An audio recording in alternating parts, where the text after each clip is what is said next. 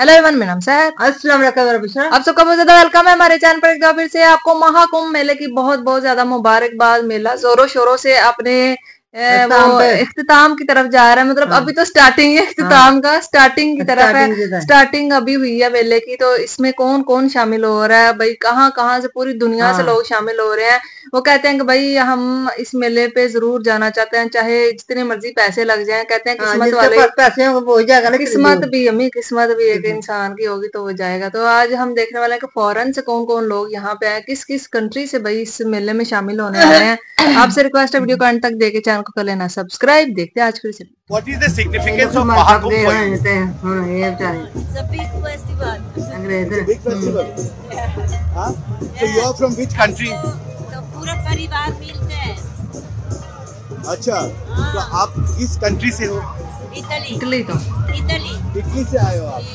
कभी पैदल, कभी मोटरसाइकिल से, तो कभी पूरे झुंड के साथ साधुओं की टोली महाकुंभ की ओर बढ़ रही है। महाकुंभ का आकर्षण बढ़ाने के लिए ये साधु बड़ी श्रद्धा से यात्रा कर रहे हैं। इनमें से कुछ साधु पारंपरिक वस्त्र धारण किए हुए होते हैं, तो कुछ नागा साधु की तरह निर्वस्त्र। कुंभ मेले की भव्यता में इन साधुओं का योगदान हमेशा से खास रहा है, लेकिन इस बार कुंभ मेले की रौनक और भी बढ़ने वाली है, क्योंकि इसमें भारतीय साधुओं के साथ साथ विदेशी साधु भी शामिल हो रहे हैं। ये विदेशी साधु जो ईश्वर की भक्ति में पूरी तरह समर्पित हैं, कुंभ मेले की दिव्यता को नई ऊंचाई पर ले जाते हैं। तो सवाल उठता है कि ये विदेशी साधु कौन हैं, ये कहां से आते हैं और इनकी तपस्या का तरीका क्या है। आज की इस खास वीडियो में हम इन्हीं सवालों के जवाब ढूंढेंगे, इसलिए वीडियो को पूरा देखें और कहीं मत जाइएगा, क्योंकि आगे आपको जानने को मिलेगा विदेशी साधुओं की अनोखी भक्ति और उनकी साधना का तरीका। दोस्तों, प्रयागराज में इस बार लगने वाला महाकुंभ अपनी विशालता के लिए पहले ही चर्चा में है, लेकिन इस महाकुंभ के आयोजन से भी ज्यादा खास है यहाँ आने वाले साधु संत और उनके अनोखे रंग ढंग। इनकी गिनती करना तो मुश्किल है, लेकिन इनके विविध रूप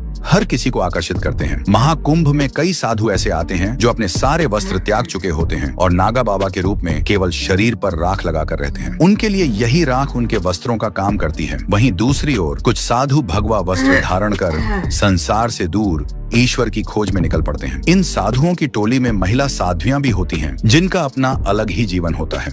महिला साध्वियां भी अपने घर परिवार और सांसारिक रिश्तों को त्याग कर भक्ति के मार्ग पर चलती हैं। दरअसल समाज से जुड़ा कोई भी व्यक्ति साधु नहीं बन सकता, क्योंकि सांसारिक मोहमाया से बंधे रहने पर भक्ति में लीन होना मुश्किल हो जाता है। जो कोई भी साधु बनने का मार्ग चुनता है, उसे सबसे पहले अपने जीवन के मोह को त्याग कर अपने पिंड दान की प्रक्रिया से गुजरना पड़ता है। इसके बाद ही वह साधु बनने के अगले चरण में प्रवेश करता है। इस प्रक्रिया के तहत चाहे वह सामान्य साधु हो या नागा बाबा, हर किसी को सांसारिक बंधनों को पूरी तरह त्यागना पड़ता है। लेकिन हैरानी की बात यह है कि पश्चिमी सभ्यता में पले बढ़े और आधुनिक जीवन शैली अपनाने वाले विदेशी भी इस राह पर चल पड़े हैं। अब सवाल यह है कि आखिर ये विदेशी साधु भारतीय साधु संतों की तरह तपस्या कैसे करते हैं, उनकी जीवन शैली कैसी होती है, क्या वे भी उतनी ही कठिन साधनाएं अपनाते हैं जितनी भारतीय साधु करते हैं। इन सवालों के जवाब महाकुंभ में इन विदेशी साधुओं की यात्रा और उनकी भक्ति की कहानियों में छिपे हैं। बिल्कुल सही कहा गया है कि पश्चिमी सभ्यता के लोग जो कभी अपने धर्म और संस्कृति में डूबे रहते थे, अब सनातन धर्म की ओर आकर्षित हो रहे हैं। रूस से लेकर अमेरिका तक हर जगह आपको ऐसे लोग मिल जाएंगे जो भगवान का नाम जपते हुए नजर आते हैं। लेकिन महाकुंभ में शामिल होने वाले ये विदेशी साधु संत एकदम अलग हैं। उनकी अपनी अपनी कहानियां हैं। किसी को संसार के बंधनों से मुक्ति चाहिए थी,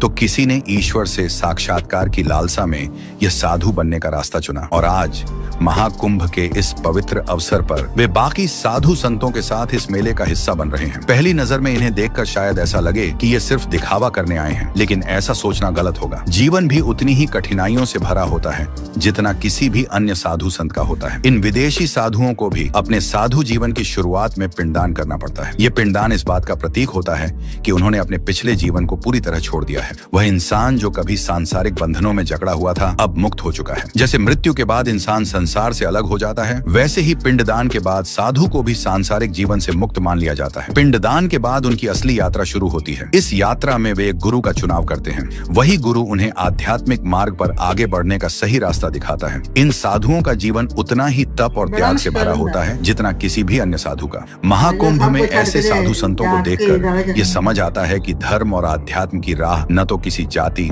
देश या भाषा से बंधी होती है और न ही किसी एक संस्कृति तक सीमित होती है। यह हर उस आत्मा के लिए है जो ईश्वर से जुड़ने और अपनी सच्ची पहचान को पाने की चाह रखती है। महाकुंभ के इस पवित्र अवसर पर जब एक विदेशी साधु से बातचीत की गई तो उसके जवाबों ने हर किसी को चौंका दिया। उसने अपनी अनोखी और प्रेरणादायक कहानी साझा की। उसने बताया कि कैसे वह 6 साल पहले एक बड़ी कंपनी का मालिक था। उसकी कंपनी हर साल करोड़ों का कारोबार करती थी। पैसा, शोहरत और ऐशो आराम की उसे कोई कमी नहीं थी, लेकिन फिर भी अंदर से वह खालीपन महसूस करता था। उसे आत्मिक शांति की तलाश थी। ईश्वर की खोज में उसने भारत आने का फैसला किया। भारत आने के बाद उसने महसूस किया कि सच्चे ईश्वर उन्हीं को मिलते हैं जो पूरी सच्चाई और समर्पण के साथ उनकी खोज में लग जाते हैं। इसके लिए सांसारिक मोह माया को त्यागना पड़ता है। अपनी इस भावना को अपने परिवार से साझा करते हुए उसने अपने जीवन को पूरी तरह बदलने का निर्णय लिया। उसने अपना पिंडदान करवाया और सांसारिक जीवन को हमेशा के लिए छोड़ दिया। तब से वह साधु का जीवन जी रहा है। जब उस विदेशी साधु से यह पूछा गया कि करोड़पति वाली जिंदगी और साधु के जीवन में से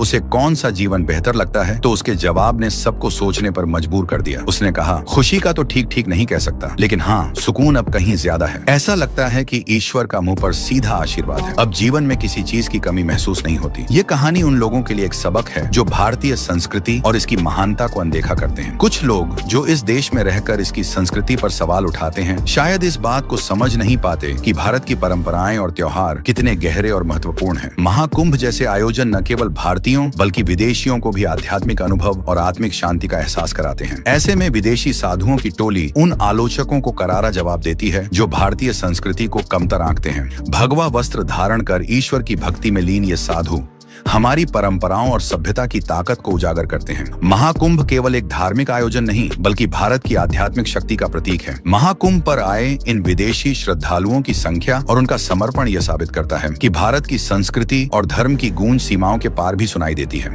यह महोत्सव न केवल भारत के लिए बल्कि पूरी दुनिया के लिए महत्वपूर्ण है। प्रयागराज में आयोजित महाकुंभ केवल भारत के लिए ही नहीं बल्कि पूरी दुनिया के लिए एक असाधारण आयोजन बन चुका है। इस बार न केवल प्रवासी भारतीय बल्कि विदेशों में रहने वाले लोग भी महाकुंभ को लेकर बेहद उत्साहित हैं। इसकी झलक इस बात से मिलती है कि भारत आने वाली अंतर्राष्ट्रीय उड़ानें पूरी तरह से बुक हो चुकी हैं। होटल के कमरे तेजी से भर रहे हैं और प्रयागराज में हर तरफ एक अद्भुत ऊर्जा दिखाई दे रही है। महाकुंभ केवल धार्मिक नहीं बल्कि सांस्कृतिक और सामाजिक महत्व का भी प्रतीक है। यह आयोजन पूरी दुनिया के लिए यादगार बनने वाला है। इस बार अनुमान है कि लगभग 50 करोड़ लोग इस महायोग में भाग लेंगे। इतनी बड़ी संख्या में लोगों का एक जगह पर इकट्ठा होना अपने आप में एक विश्व रिकॉर्ड है। जब कोई प्रयागराज की धरती पर कदम रखता है तो ऐसा महसूस होता है मानो पूरी जमीन पवित्र हो चुकी हो। चारों ओर भगवान की भक्ति का माहौल, मंत्रोच्चार और साधु संतों की उपस्थिति इस अनुभव को अविस्मरणीय बना देती है। महाकुंभ में साधु सबसे बड़ा आकर्षण होते हैं। इन संतों में से कुछ इतने विचित्र और अनोखे होते हैं कि उन्हें देखकर मन आश्चर्य से भर जाता है। ये संत अपनी अनूठी परंपराओं और जीवन शैली से लोगों को प्रेरित करते हैं, लेकिन इतने बड़े आयोजन के साथ बड़ी चुनौतियां भी जुड़ी हैं। हाल की खुफिया रिपोर्ट्स के मुताबिक आतंकी महाकुंभ को निशाना बना सकते हैं। खबर है कि कुछ आतंकी संतों के भेष में महाकुंभ में प्रवेश करने की कोशिश कर सकते हैं। इसीलिए सुरक्षा व्यवस्था को बेहद कड़ा कर दिया गया है। हर आने वाले व्यक्ति, चाहे वह साधारण श्रद्धालु हो या साधु संत, उसकी गहन जांच की जा रही है। हालांकि इस जांच प्रक्रिया को लेकर कई साधु संतों ने नाराजगी भी जताई है। उनका कहना है कि इस तरह रोककर हर चीज की जांच करना उनका अपमान है। लेकिन कुछ संत इस सुरक्षा प्रक्रिया का समर्थन कर रहे हैं। उनका मानना है कि यह आयोजन में शामिल हर व्यक्ति की सुरक्षा के लिए बेहद जरूरी है। महाकुंभ के दौरान प्रयागराज एक नए रूप में नजर आता है। ऐसा लगता है जैसे पूरा शहर ही भक्ति और पवित्रता से सराबोर हो गया हो। यहाँ की हर गली, हर कोना ईश्वर की आराधना से भर जाता है। यह आयोजन न केवल एक धार्मिक पर्व है बल्कि यह भारत की सांस्कृतिक धरोहर का प्रमाण भी है। महाकुंभ का यह अवसर हर किसी के लिए जीवन भर याद रखने वाला अनुभव बनने वाला है। दुनिया के कोने कोने से आए लोग इस महायोग में शामिल होकर इसे और भी भव्य बना रहे हैं। तो इस बार का महाकुंभ केवल भारत ही नहीं बल्कि पूरी दुनिया के लिए एक ऐसा आयोजन होगा जिसे हर कोई सदियों तक याद करेगा। महाकुंभ मेले में आपको कई ऐसे साधु देखने को मिलेंगे जिनका जीवन आपको चकित कर देगा। यहाँ कोई ऐसा साधु होगा जिसका पूरा शरीर सोने से सजा होगा, तो कोई ऐसा साधु भी होगा जिसने राख के सिवा कुछ भी धारण नहीं किया होगा। कुछ साधु ऐसे हैं जो अग्नि स्नान करके अपना जीवन व्यतीत करते हैं, जबकि कुछ मुर्दों की राख या मांस खाकर जिंदा रहते हैं। महाकुंभ में साधु संतों का यह संसार बेहद अनोखा और रहस्यमय होता है। कुछ साधु इतने मिलनसार होते हैं कि वे आपको अपनी अद्भुत शक्तियों के बारे में खुलकर बताते हैं। वे आपको अपनी शक्तियों का प्रत्यक्ष प्रदर्शन भी कर सकते हैं, जिससे आप चौंक जाएंगे। वहीं कुछ ऐसे भी साधु होते हैं जो किसी से बात करना पसंद नहीं करते। उनका मानना है कि सांसारिक लोग अक्सर अपने स्वार्थ के लिए दूसरों से बातचीत करते हैं। ऐसे साधु इस तरह के लोगों से दूरी बनाए रखते हैं ताकि उनका मन संसार की मोह माया से प्रभावित न हो। हालांकि साधुओं के स्वभाव में कोमलता होती है, चाहे वह देसी हो या विदेशी। जब कोई व्यक्ति सब कुछ त्याग कर संत बनता है तो उसका हृदय ईश्वर के प्रति समर्पित हो जाता है। ऐसे लोग मन में किसी के लिए छल, कपट या द्वेष नहीं रखते। वे दूसरों का भला चाहते हैं और जिसे भी मिलते हैं उसे आशीर्वाद देते हैं। लेकिन ध्यान रखें, इन साधुओं को नाराज करना सही नहीं है। अगर आपने कोई ऐसी बात कह दी जो उन्हें बुरी लगी तो उनकी कही बात सच भी हो सकती है। यदि आप महाकुंभ मेले में जाने की योजना बना रहे हैं और इन साधु संतों से मिलने का इरादा रखते हैं तो यह अनुभव आपके लिए अविस्मरणीय हो सकता है। लेकिन उनसे मिलने के दौरान अपनी भाषा और व्यवहार पर ध्यान दें। सच्चे मन से उनसे मिलें और उनके प्रति आदर भाव रखें। ऐसा करने पर वे आपको सुख समृद्धि का आशीर्वाद देंगे जो हमेशा फलदायी होता है। महाकुंभ मेले में साधु संतों की दुनिया अद्भुत और अलौकिक है। इनका जीवन, इनके सिद्धांत और इनकी रहस्यमयी शक्तियाँ किसी को भी हैरान कर सकती हैं। इन साधुओं से मिलने के बाद आपको एहसास होगा कि आध्यात्मिकता का यह संसार कितना अनोखा और प्रेरणादायक है। आपका इस विषय पर क्या विचार है? ये थी आज वीडियो भाई साधुओं के बारे में। आज मैंने फर्स्ट टाइम इतना कुछ जाना है कि वो इतना ज्यादा उन्होंने अपनी जिंदगी का क्या में सब कुछ मिट्टी बनी है, कई सोना होते हैं, कईयों ने वो लोगों ने दिया होता है ना सोना भी। ये मतलब उन्होंने खुद जो आने वाले होते हैं, जो आने वाले होते हैं ना लोग, जो आके आपको मतलब देते हैं। यहाँ पे भी जैसे क्या यार उनको किस नाम से बुलाएंगे, जो अपना सब कुछ छोड़ छाड़ के तो फकीर बन जाते हैं। फकीर बन जाते हैं। और दरबारों में अक्सर लोग ऐसे देखे हैं ना जो हमें अपना सब डोंगर जाया कैसे हिंदे कोई ज्यादा डोंगर जाने वाले होते हैं। उनको वो पता होता है कि अगर इस तरह से हम करेंगे ना तो पैसे जो है ना वो हमें बहुत ज्यादा हटे आएंगे। लोगों ना असल में ऐसे लोगों को देते भी बहुत ज्यादा तो मतलब कुछ होते हैं अच्छे बहुत ज्यादा अच्छे लोग हर किसी को मतलब में होते हैं, हर किसी हाँ। तो मतलब हर एक होता है वो ना अपना एक उन्होंने एक जिंदगी बनाई होती है कि वो डोंगर चाह के ना, जैसे कि मैंने सुना था पिछले दिनों ना एक बच्चा था इंडिया में, छोटा सा था, तो उसके माँ बाप ने उसको फोर्सफुली इस काम में लगाया हुआ था कि लोग ना उसको आके देखते थे और फिर उसको पैसे देते थे।